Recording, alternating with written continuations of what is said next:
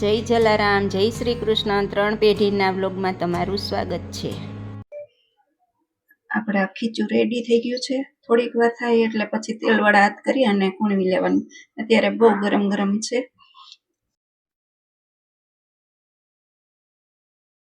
ખીચુનો લોટ છે એકદમ મસ્ત રેડી થઈ ગયો છે.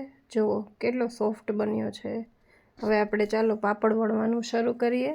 અને બાએ સૌથી પહેલાં, બાને તો બહુ જ ગમે એટલે બા કે હું કે 2-3 વણીશ. તો અમે કીધું કે વાંધો નહીં, ના તો પડે નહીં, બા તો બા છે, વળી ખીજાઈ જાય તો ભાઈ. એટલે બાએ જો એકદમ મસ્ત પાતળા પાતળા વણ્યા. જો કેવું સરસ વણે છે.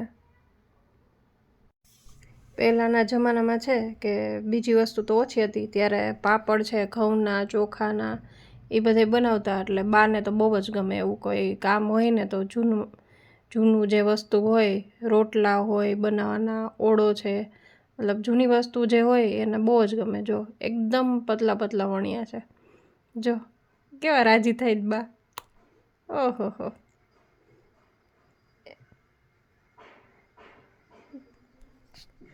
જો સરસ સૂકવી દીધો છે. આ જો કેટલા મસ્ત સરસ સરસ પાતળા પાતળા વણ્યા છે એકદમ. અને મમ્મીએ પણ વણ્યા હતા. આ ઈ જ છે. અને સૂકવવા મૂકી દીધા હતા સાંજ સુધી.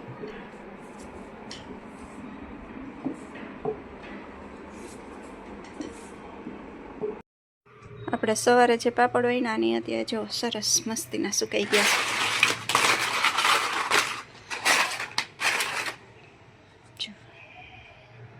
હવે એક ડબ્બામાં ભરી લેશું. આપણે આ પાપડ એક શેકીને ટ્રાય કરી, બહુ સરસ શેકાઈ ગયો છે અને મસ્ત થયા છે. આ એકલા ઘઉંના જ છે. આમાં ચોખા નાખવા હોય તો નાખી શકાય, પણ મેં ચોખા નથી નાખ્યા. ને તળી તો આનાથી વધારે સરસ ફૂલે. મને બાને ના શેકેલા વધારે ભાવે એટલે મેં શેકીને કરી છે. સવારે નાસ્તામાં ચા ભાખરી, ચા રોટલી કે એની સાથે પાપડ ખાવી ને તો બહુ મજા આવે. ખીચીનો પાપડ બહુ મજા આવે. જો તમને અમારો વિડીયો ગમ્યો હોય તો લાઈક, શેર, સબસ્ક્રાઈબ કરવાનું ભૂલતા નહીં. Bye bye.